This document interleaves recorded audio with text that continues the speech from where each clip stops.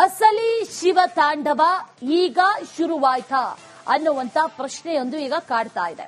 ಧರ್ಮ ವಿರೋಧಿಗಳಿಗೆ ಶ್ರೀ ಕ್ಷೇತ್ರ ಕೌಂಟರ್ ಕೊಟ್ಟಿದೆ. ಅಸಲಿ ಶಿವ ತಾಂಡವ ಈಗ ಶುರು ಅಂತ ಅಂದಿದ್ದ ಎಂಪಿ ಸಮೀರ್. ಶಿವ ತಾಂಡವ ಹೇಗಿರುತ್ತೆ ಅನ್ನೋದನ್ನ ಒಂದೊಂದೇ ದಿನಕ್ಕೊಂದರಂತೆ ತೋರಿಸ್ತಾ ಹೋಗ್ತಾ ಇದೆ ಶ್ರೀ ಕ್ಷೇತ್ರ. ಈಗ ಅಲ್ಲಿಂದ ಒಂದು ಪೋಸ್ಟ್ ಮಾಡಲಾಗಿದೆ, ಮಾರ್ಮಿಕವಾಗಿ ಒಂದು ಪೋಸ್ಟ್. ಶಿವ ತಾಂಡವ ನೃತ್ಯದ ಫೋಟೋವನ್ನ ಪೋಸ್ಟ್ ಮಾಡಿದ್ದಾರೆ. ಸೋಷಿಯಲ್ ಮೀಡಿಯಾದಲ್ಲಿ ಪೋಸ್ಟ್ ಮಾಡಿರೋದು ಗಮನಿಸ್ತಾ ಇದೀವಲ್ಲ. ಸಾಮಾಜಿಕ ಜಾಲತಾಣದಲ್ಲಿ ಶ್ರೀ ಕ್ಷೇತ್ರ ಧರ್ಮಸ್ಥಳದ ಪೇಜ್ನಲ್ಲಿ ಅಧಿಕೃತವಾಗಿ ಶೇರ್ ಮಾಡಲಾಗಿರುವಂತಹ ಫೋಟೋ. ಅಲ್ಲಿ ಧರ್ಮಸ್ಥಳದ ಮುಖ್ಯದ್ವಾರ, ಅದರ ಹಿಂದೆ ಶಿವ ತಾಂಡವ ಮಾಡ್ತಾ ಇರುವಂತಹ ಫೋಟೋ. ಶಿವ ತಾಂಡವ ಶುರು ಅಂತ ಈ ಎಂಡಿ ಸಮೀರ್ ಹೇಳಿದ ಸುಳ್ಳಿನ ಕಥೆಯನ್ನ ಕಟ್ಟಿ ಅದಕ್ಕೆ ಎಐ ಬಣ್ಣವನ್ನ ಕೊಟ್ಟು ಚಿತ್ರ ವಿಚಿತ್ರ ಕಥೆಗಳನ್ನ ಹೇಳಿ ನಂಬಿಸುವಂತ ಪ್ರಯತ್ನವನ್ನ ಮಾಡಿದ್ದ. ಆಗ ಕೊನೆಯಲ್ಲಿ ಒಂದು ಮಾತು ಹೇಳ್ತಾರೆ, ಈಗ ಅಸಲಿ ಶಿವ ತಾಂಡವ ಶುರು ಅಂತ.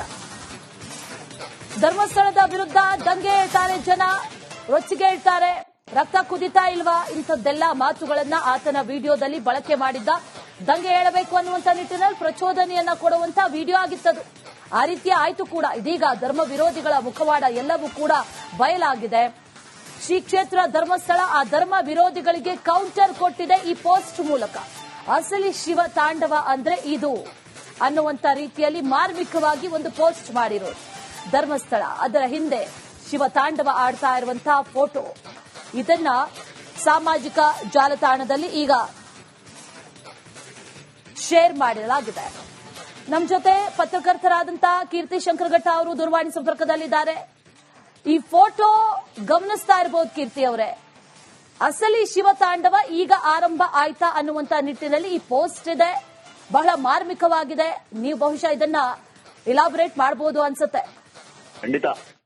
ಯಾಕಂದ್ರೆ ಮೊಹಮ್ಮದ್ ಸಮೀರ್ ಅನ್ನೋ ವ್ಯಕ್ತಿ ಕಡೆಯ ವಿಡಿಯೋ ಮಾಡಿದಾಗ, ಸಾಕ್ಷಿಗಳ ಬಗ್ಗೆ ಕುರಿತು ಧರ್ಮಸ್ಥಳದ ಸೀರಿಯಲ್ ಕಿಲ್ಲರ್ಸ್ ಅನ್ನೋ ಒಂದು ವಿಡಿಯೋ ಮಾಡಿದಾಗ, ಆ ವಿಡಿಯೋದ ಅಂತ್ಯದಲ್ಲಿ ಒಂದು ಮಾತು ಹೇಳ್ತಾನೆ, ಅಸಲಿ ಆಟ ಈಗ ಶುರು, ಇನ್ನು ಮುಂದೆ ಶಿವತಾಂಡವ ಅಂತ. ಅವನ ಎಐ ವಿಡಿಯೋದ ಯೂಟ್ಯೂಬ್ ಚಾನೆಲ್ ನಲ್ಲಿರೋ ಎಐ ವಿಡಿಯೋದಲ್ಲಿ ಅಸಲಿ ಆಟ ಶಿವತಾಂಡವ ನಡೆಯೋದಾದ್ರೆ, ಸಾಕ್ಷಾತ್ ಶ್ರೀ ಮಂಜುನಾಥನೇ ನೆಲೆಸಿರುವ ಆ ಜಾಗದಲ್ಲಿ ಧರ್ಮಸ್ಥಳದಲ್ಲಿ ಶಿವತಾಂಡವ ಆಗದೆ ಇರುತ್ತಾ? ನಾವು ಅದಕ್ಕೆ ಹೇಳಿದ್ವಿ, ಬರೀ ಶಿವತಾಂಡವ ಅಲ್ಲ, ರುದ್ರತಾಂಡವ ಮಾಡಿಸ್ತೀವಿ ಸಲಿ ಅಂತ. ಅಂದ್ರೆ ಶಿವ ಅನ್ನೋದಕ್ಕಿಂತ ರುದ್ರ ಸ್ವಲ್ಪ ವ್ಯಾಘ್ರ ಅಂತ. ಸೊ ರುದ್ರ ತಾಂಡವ ಮಾಡಿಸ್ತೀವಿ ಈ ಸಲಿ ಅಂತ. ಅದಕ್ಕೆ ಪೂರಕವಾಗಿಯೇ, ಯಾಕಂದ್ರೆ ಈ ಸಲಿ ಈ ತರದೊಂದು ಪ್ರಾಪಗಂಡ ಶುರುವಾದಾಗ ಇಲ್ಲಿಯ ತನಕ ಕಳೆದ 12 ವರ್ಷಗಳಲ್ಲಿ 2013ರಿಂದ ಇಲ್ಲಿಯವರೆಗೆ ಧರ್ಮಸ್ಥಳವನ್ನ ಬೇರೆ ಬೇರೆ ತರಹದಲ್ಲಿ ಅಟ್ಯಾಕ್ ಮಾಡುವ, ಬೇರೆ ಬೇರೆ ತರದಲ್ಲಿ ಕುಗ್ಗಿಸುವ ಅಥವಾ ಅಲ್ಲಿಗೆ ಹೋಗುವ ಜನರನ್ನ ತಪ್ಪಿಸುವ ಕೆಲಸಗಳನ್ನ ಇವ್ರು ಬೇರೆ ಬೇರೆ ತರ ಮಾಡ್ತಾ ಇದ್ರು. ಆದ್ರೆ ಈ ಸಲಿ ಇವ್ರು ಬಂದಿದ್ದಿದೆಯಲ್ಲ, ಇದೊಂದು ವ್ಯವಸ್ಥಿತ ಸಂಚು, ವ್ಯವಸ್ಥಿತ ಪಿತೂರಿ ಮಾಡ್ಕೊಂಡು ಬಂದಿದ್ರು. ಯಾಕೆ ಅಂತಂದ್ರೆ ಫಸ್ಟ್ ಒಂದು ಜನರ ಮೈಂಡ್ ಸೆಟ್ ಅನ್ನ ರೆಡಿ ಮಾಡಬೇಕು. ಈಗ ಇದ್ದಕ್ಕಿದ್ದ ಹಾಗೆ ಒಬ್ಬ ಮಾಸ್ಕ್ ಮ್ಯಾನ್ ಅನ್ನು ನಾವು ಕರ್ಕೊಂಡ್ಬಂದ್ರೆ ಜನ ಈಸಿಯಾಗಿ ನಮ್ಮನ್ನು ನಂಬಿಡ್ತಾರಾ ಅಥವಾ ಅವನ ಮೇಲೆ ಡೌಟ್ ಪಡ್ಬಿಡ್ತಾರಾ ಅನ್ನೋ ತರ ಇದ್ದಾಗ, ಇವರು ನೀಟಾಗಿ ಮೊಹಮ್ಮದ್ ಸಮೀರ್ ಅನ್ನೋ ವ್ಯಕ್ತಿಯನ್ನ ಹಿಡ್ಕೊಂಡು, ಅವನು ಈ ಹಿಂದೆ ದೆವ್ವದ್ ಸ್ಟೋರಿ, ಆಮೇಲೆ ಈ ಏನದು ಬೆಟ್ಟಿಂಗ್ ಪ್ರಮೋಷನ್ ಇವೆಲ್ಲ ಮಾಡ್ತಾ ಇದ್ದ. ದೆವ್ವದ್ ಸ್ಟೋರಿಗೆ ಮಾಡ್ತಾ ಇದ್ದ ಅವನು. ಈ ಗಿರೀಶ್ ಭಟ್ಟಣ್ಣನವರು ಮತ್ತು ತಿಮರೋಡಿ ಕಣ್ಣಿಗೆ ಬಿದ್ದ ಮೇಲೆ ಅವನ್ನ ಕರ್ಕೊಂಡ್ಬಂದು ನೀಟಾಗಿ ಅವ್ನು, ನೋಡಪ್ಪ ನೀವು ಎಐ ಮಾಡಬೇಕಾಗಿರೋದು ಇಂಥ ವಿಡಿಯೋಗಳಿಗೆ ಅಂತೇಳಿ ವಿಡಿಯೋ ಮಾಡಿಸಿ ಅವನು ಆ ವಿಡಿಯೋದಲ್ಲಿ ಫಸ್ಟ್ ಪ್ರಾಪಗಂಡನ ಬಿಲ್ಡ್ ಮಾಡ್ದ. ಹೆಸರು ಹೇಳದೇನೆ, ಬರೀ ಕ್ಷೇತ್ರದ ಹೆಸರು ಹೇಳ್ಕೊಂಡು ಯಾರ ಹೆಸರು ಹೇಳದೇನೆ ಸೃಷ್ಟಿ ಮಾಡ್ತಾ ಕೂತ್ಕೊಂಡ ಕಥೆಗಳನ್ನ. ಸೃಷ್ಟಿ ಎಲ್ಲರೂ ಸೇರ್ಕೊಂಡು ಮಾಡಿರ್ತಾರೆ, ಬಟ್ ಇವನು ಎ ವರ್ಕ್ ಮಾಡಿದ್ದಾನೆ. ಆ ಎ ವಿಡಿಯೋದಲ್ಲಿ ಏನಾಗಬಹುದು, ಏನಾಗಿದೆ ಅನ್ನೋದನ್ನ ಫಸ್ಟ್ ಕಥೆಗಳನ್ನ ಹೇಳಿ, ಅದಕ್ಕೆ ನೀವು ವಿಡಿಯೋ ಬಿಟ್ಟು, ಟೋಟಲ್ ವಿಡಿಯೋದ ಲೆಂತ್ ಒಂದು 30 ನಿಮಿಷ ಇರುತ್ತೆ, ವಿಡಿಯೋ ಬಿಟ್ಟು 5 ನಿಮಿಷಕ್ಕೆ ಟ್ರಾಲ್ ಪೇಜ್ಗಳಲ್ಲಿ, ಮೀಮ್ಸ್ ಪೇಜ್ಗಳಲ್ಲಿ ಗುರು ಏನ್ ಮೀಟ್ರ್ ಗುರು ನಿಂಗೆ, ಏನ್ ಗುಂಡ್ಗೆ ಗುರು ನಿಂಗೆ ಅಂತ ಪೋಸ್ಟ್ಗಳು ಬರಕ್ಕೆ ಶುರು ಆಗುತ್ತೆ. ವಿಡಿಯೋ ರಿಲೀಸ್ ಆಗಿ 5 ನಿಮಿಷಕ್ಕೆ 30 ನಿಮಿಷ ಬೇಕು ಕಂಪ್ಲೀಟ್ ವಿಡಿಯೋ ನೋಡೋಕ್ಕೆ. ಎಲ್ಲ ಸೋಷಿಯಲ್ ಮೀಡಿಯಾ ಪೇಜ್ಗಳಲ್ಲಿ, ಎಲ್ಲ ಟ್ರಾಲ್ ಪೇಜ್ಗಳಲ್ಲಿ, ಎಲ್ಲ ಮೀಮ್ ಪೇಜ್ಗಳಲ್ಲಿ ಪೇಮೆಂಟ್ ಮಾಡಿ, ಇವರು ಪೇಮೆಂಟ್ ಕೊಟ್ಟು, ಯಾರು ಕೊಡ್ತಾರ ಪೇಮೆಂಟ್ನ, ಯಾರು ಮಾಡ್ತಾರೆ? ಯಾವ ಯೂಟ್ಯೂಬರ್ ಇನ್ನೊಂದು ಸೋಷಿಯಲ್ ಮೀಡಿಯಾಗೆ ಪೇಮೆಂಟ್ ಕೊಟ್ಟು ವಿಡಿಯೋಗಳನ್ನ ಮಾಡಿಸೋದು, ಪೋಸ್ಟ್ಗಳನ್ನ ಹಾಕ್ಸ್ಕೊತಾನೆ? ಇವರು ಪೇಮೆಂಟ್ಗಳನ್ನ ಕೊಟ್ಟು ಎಲ್ಲ ರೆಡಿ ಮಾಡ್ಕೊಂಡು ಈ ಕಡೆ ವಿಡಿಯೋ ಬಿಡೋದು, ಆ ಕಡೆ ಡಿಲೀಟ್ ಆಗಿ ಮುಂಚೆ ನೋಡ್ಕೊಂಡ್ಬಿಡಿ ಅನ್ನೋದು. ಇವು ಡಿಲೀಟ್ ಆಗಿ ಮುಂಚೆ ನೋಡ್ಬೇಕು ಅಂತಂದ್ರೆ, ನೋಡ್ಬೇಕು ಅಂತ ಯಾರಿಗಾದ್ರೂ ಅನ್ಸಲ್ವಾ? It's a trick, it's a promotional tactic ಮಾಡ್ದ. ಆ ಟ್ಯಾಕ್ಟಿಕ್ ಮಾಡ್ದ ಅನ್ನೋದಕ್ಕಿಂತ ಇವರೆಲ್ಲ ಸೇರ್ಕೊಂಡು ಈ ಗ್ಯಾಂಗ್ ಮಾಡ್ತು. ಆ ಟ್ಯಾಕ್ಟಿಕ್ ನ ಪ್ರಕಾರ ಎಲ್ಲ ಮಾಡ್ತಾ ಮಾಡ್ತಾ ಮಾಡ್ತಾ ಮಾಡ್ತಾ ಈ ಏನ್ ಕಥೆಗಳಿದಾವೋ ಈ ಕಥೆಗಳನ್ನೆಲ್ಲ ಜನರಿಗೆ ನಂಬಿಸ್ಕೊಂಡು ಬಂದ್ರು. ಇಲ್ಲ ನಾವೀಗ ಏನ್ ಹೇಳಿದ್ರು ಜನ ನಂಬ್ತಿದ್ದಾರೆ ಅನ್ನೋ ಪರಿಸ್ಥಿತಿ ಬಂದ ನೀವು ನೋಡಿರ್ಬೋದು.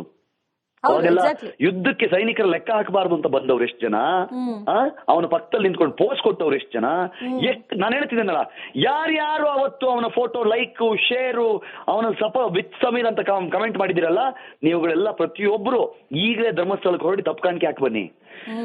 ಇಲ್ಲಾಂದ್ರೆ ನೀವು ಅಣ್ಣಪ್ಪ ಸ್ವಾಮಿ ರಾಡಾರ್ ನಲ್ಲಿ ಇದ್ದೀರಿ ನೀವು. ನಾನು ಹೇಳ್ತೀನಿ ಕೇಳಿ, ಅಣ್ಣಪ್ಪ ಸ್ವಾಮಿ ಯಾರನ್ನೂ ಬಿಟ್ಟಿಲ್ಲ, ಯಾರನ್ನೂ ಬಿಡಲ್ಲ. ನೀವೆಲ್ಲ ರಾಡಾರ್ ನಲ್ಲಿ ಇದ್ದೀರಿ. ದಯವಿಟ್ಟು ಈಗಲೇ ಧರ್ಮಸ್ಥಳಕ್ಕೆ ಹೋಗಿ ಫ್ಯಾಮಿಲಿ ಸಮೇತ ಹೋಗ್ಬಿಟ್ಟು ತಪ್ಪು ಕಾಣಿಕೆ ಹಾಕಿ ಬನ್ನಿ. ಅಲ್ಲಿ ಅದರಿಂದನೂ ಕೂಡ ಕಡಿಮೆ ಆಗಲ್ಲ ಅನ್ಸುತ್ತೆ ಅಂತ ಮಾತುಗಳನ್ನ ಕೇಳಿಸ್ಕೊಳ್ಬೇಕಾಗ್ಬಂತು. ಅಂತಂತ ಮಾತುಗಳನ್ನ ಕಾವಂದ್ರ ಫೋಟೋನ ಹಿಂದೆ ಇಟ್ಟು ಥೂ ಅಂತ ಉಗಿದವನು ಸರ್ವನಾಶ ಆಗದೆ ಇರ್ತಾನ? ನಾವು ನೋಡದೆ ಇರ್ತೀವ ಅದನ್ನ? ಖಂಡಿತವಾಗಿ ಇವತ್ತು ಇವ್ರು ಏನ್ ಅನುಭವಿಸ್ತಾ ಇದಾರಲ್ಲ ಇದೆಲ್ಲ ಅಣ್ಣಪ್ಪನ ಶಾಪ. ಆ ಕ್ಷೇತ್ರದಲ್ಲಿ SIT ಪೊಲೀಸ್ನ ಕರೆಸಿ ಜೀಪ್ಗಳು ಯಾವತ್ತು ಅಲ್ಲಿ ಆ ಕ್ಷೇತ್ರದಲ್ಲಿ ಹೆಂಗೆ ಅಂತಂದ್ರೆ, ಪೊಲೀಸ್ ಬಿಟ್ಬಿಡಿ, ಅಲ್ಲಿ ಅಷ್ಟು ಪವಿತ್ರ ಕ್ಷೇತ್ರ ಅದು. ಒಂದು ಇಡೀ ಕರ್ನಾಟಕದಲ್ಲಿ ಇಷ್ಟು ಊರುಗಳಿದೆಯಲ್ರಿ, 5-5.5 ಕಿಲೋಮೀಟರ್ ವ್ಯಾಪ್ತಿಯಲ್ಲಿ ಮದ್ಯಪಾನ ಸಿಗದೇ ಇರೋ, ಎಣ್ಣೆ ಸಿಗದಿರೋ ಏಕೈಕ ಊರ್ರಿ ಅದು. ಅಷ್ಟು ಪವಿತ್ರವಾಗಿ ಆ ಊರನ್ನ ರಕ್ಷಣೆ ಮಾಡ್ಕೊಂಡು ಬಂದ ಜಾಗಕ್ಕೆ ಇವತ್ತು ಪೊಲೀಸ್ ಬೂಟ್ ಕಾಲುಗಳು ಅಲ್ಲಿಗೆ ಬಂದು ಅಲ್ಲಿ ಹಿಡಿದು ನೇತ್ರಾವತಿ ತಟದಲ್ಲಿ ನುಗ್ಗಿ ಅದ್ ನೆನ್ಸ್ಕೊಂಡ್ರೆ ಇದಾಗುತ್ತೆ. ಇವ್ರಿಗೂ ಅದನ್ನೆಲ್ಲ ಮಜಾ ತಗೊಂಡ್ರು. ನಾವು ಅನ್ಕೊಂಡ್ವಿ ಇಲ್ಲ ಇವರು ಒಳಗಡೆ ಬರಲ್ಲ ಹೆಬ್ಬಾಗ್ಲೊಳಗಡೆ ಅಂತ ಬಂದ್ಬಿಟ್ರು. ಬಾಹುಬಲಿ ಬೆಟ್ಟಕ್ಕೂ ಬಂದ್ಬಿಟ್ರು, ಅಲ್ಲೂ ಬಂದು ಗುದ್ಲಿ ಆಗಿದ್ಬಿಟ್ರು. ಬಿಟ್ಟಿದ್ರೆ ಅಣ್ಣಪ್ಪ ಸ್ವಾಮಿ ಬೆಟ್ಟಕ್ಕೂ ಬರ್ತಿದ್ರು. ಬಟ್ ಅಣ್ಣಪ್ಪ ನೋಡ್ಕೊಂಡ. ನಾವೇ ಹೇಳಿದೀವಿ, ನಾವೇ ಕುತ್ಕೊಂಡು ಅದೇ ಡಿಸ್ಕಷನ್ ನಿಮ್ ಪ್ಯಾನಲ್ ಅಲ್ಲಿ ಕುತ್ಕೊಂಡಾಗ ಮಹಾಬಲಿ ಶೆಟ್ಟರ್ ಹೇಳಿದ್ರು, ಇದೇ ಜಾಗದಲ್ಲಿ ನೀವು ಆಗುತ್ತಿರುವ ಜಾಗದಲ್ಲೇ 70ಕ್ಕೂ ಹೆಚ್ಚು ಶವಗಳನ್ನ ನಾನೇ ಪೋಸ್ಟ್ ಮಾರ್ಟಮ್ ಮಾಡಿ ಹಾಕಿದ್ದೀನಿ ಅಂತ. ಅದ್ರ ಬಗ್ಗೆ ಕೂಡ ಪ್ರಶ್ನೆ ಆಗ್ತಾ ಇದೆ. ಸಮೀರ ಕೇಳ್ದ, ನಮ್ಮನ್ನೆಲ್ಲ ಅಡ್ರೆಸ್ ಮಾಡಿ ಪ್ರಶ್ನೆ ಕೇಳ್ದ ಮೊಹಮ್ಮದ್ ಸಮೀರ್, ಎಲ್ಲೋಯ್ತು ಅಂತ. ಹೇ ದಡ್ಡ, ಅದೇ ಕಣೋ ಅಣ್ಣಪ್ಪನ ಶಕ್ತಿ. ಅದೆಲ್ಲಾದ್ರೂ ಸಿಕ್ಕಿದ್ದಿದ್ರೆ ಇವ್ರುಗಳು ಏನೇನ್ ಆಟ ಆಡ್ತಿದ್ರು ಅಂತ ಗೊತ್ತಿಲ್ವಾ ನಿಮ್ಗೆ?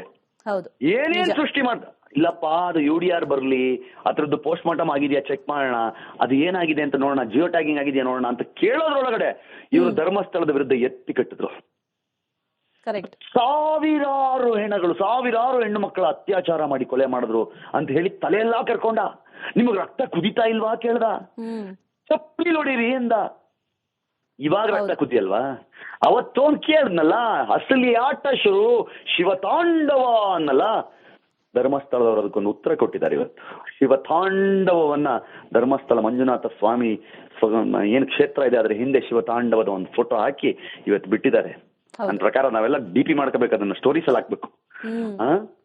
ನಾವೆಲ್ಲ ಸ್ಟೋರಿ ಹಾಕಿ ಅದನ್ನ ತಲುಪಿಸ್ಬೇಕು. ಶಿವತಾಂಡವ ಅಂದ್ರೆ ಏನು ಅಂತ ಆಡಿಸ್ತೀವಿ. ಶಿವತಾಂಡವನ ಅನ್ನೋದನ್ನ ಮಂಜುನಾಥ ಸ್ವಾಮಿ ಮತ್ತು ಅಣ್ಣಪ್ಪ ಸ್ವಾಮಿ ತೋರಿಸಿದಾರೆ ಅಷ್ಟೇ. ನಿಜ. ಈ ಧರ್ಮಸ್ಥಳ ಹೋರಾಟಕ್ಕೆ ಮೊದಲ ಸುತ್ತಿನ ಸಂಪೂರ್ಣ ಜಯ ಅಂತ ಹೇಳ್ಬೋದಾ? ಈ ಪೋಸ್ಟ್ ಆ ರೀತಿಯಾಗಿ ಉತ್ತರ ಕೊಡ್ತಾ ಇದೆಯಾ? ಇಲ್ಲ, ನಾನು ಹೇಳ್ತೀನಿ ಕೇಳಿ. ಇದು ಹೋರಾಟಕ್ಕೆ ಸಿಕ್ಕ ಜಯ ಅಲ್ಲ, ಇದು ಸತ್ಯಕ್ಕೆ ಸಿಕ್ಕ ಜಯ. ಹೋರಾಟಕ್ಕೆ ಸಿಕ್ಕ ಜಯ ಅಂದ್ರೆ ನಾವ್ ಇದನ್ನ ದಕ್ಕಿಸ್ಕೊಳ್ಳೇಬೇಕು ಜಯ ಅಂತ ಹೋದಂಗಾಗುತ್ತೆ. ಇದು ಸುಳ್ಳಿಗೆ ಉಳಿಗಾಲವಿಲ್ಲ, ಸತ್ಯಕ್ಕೆ ಸಾವಿಲ್ಲ ಅನ್ನೋ ಮಾತೇನಿದೆಯಲ್ಲ, ಅದಕ್ಕೆ ಪೂರಕವಾಗಿ ಸಿಕ್ಕಿರುವ ಜಯ ಅಷ್ಟೇ. ಆಮೇಲೆ ಈ ತರಹದ ಕಪೋಲ ಕಲ್ಪಿತ ಕಥೆಗಳನ್ನೆಲ್ಲ ಕೇಳಿದ್ರಲ್ಲ ನಮ್ ಜನ, ನಂಬಿದ್ರಲ್ಲ ನಮ್ಮ ಜನ. ನಾವು ಅವರ ವಿರುದ್ಧ ನಿಂತಾಗ ನಮ್ಮ ವಿರುದ್ಧ ಶೆಡ್ ಹೊಡೆದು ನಿಂತ್ರಲ್ಲ, ನಮ್ಮ ಕುಟುಂಬಗಳನ್ನ ಟಾರ್ಗೆಟ್ ಮಾಡಿದ್ರಲ್ಲ, ನಮ್ಮ ಪರ್ಸನಲ್ ಲೈಫ್ಗಳನ್ನ ಟಾರ್ಗೆಟ್ ಮಾಡಿದ್ರಲ್ಲ, ಕೆಟ್ಟ ಮಾತುಗಳನ್ನ ನಿಲ್ಸಿದ್ರಲ್ಲ. ನಾವು ಯಾಕೆ ತಡ್ಕೊಂಡು ಸುಮ್ನೆ ಕೂತಿದ್ವಿ ಅಂತಂದ್ರೆ ನಮ್ಗೆ ಗೊತ್ತಿತ್ತು ಶಿವತಾಂಡವ ಇಲ್ಲಿ ನಡೆಯುತ್ತೆ.